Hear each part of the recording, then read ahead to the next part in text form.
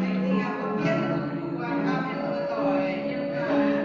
trên này có mưa ó có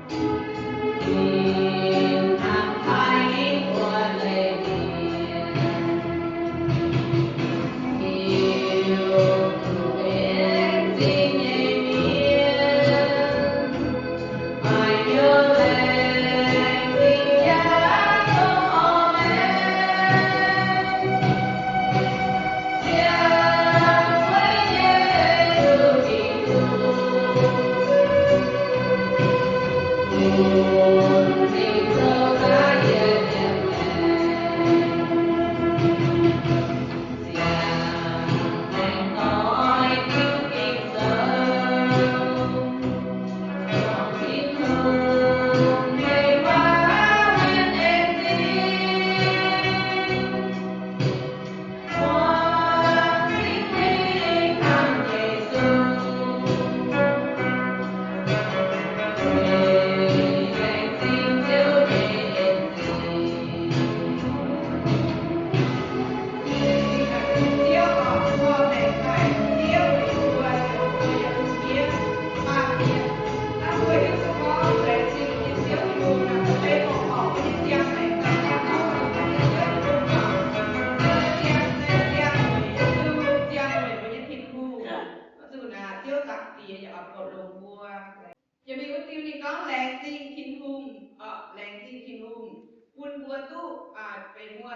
choàng công dấu choàng giáo chừng diêu những phút phiền năm phạt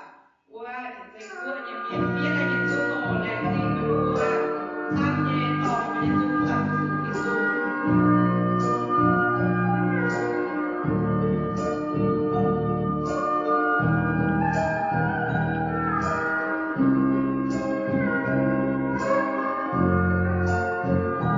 cho kênh Ghiền Mì Gõ để không bỏ lỡ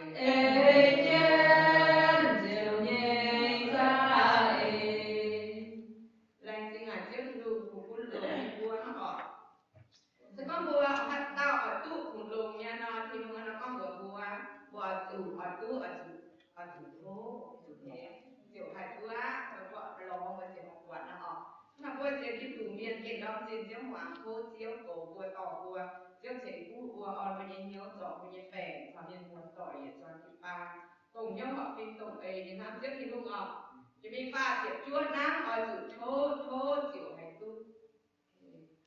nhưng mà chị con à ỏi chữ thơ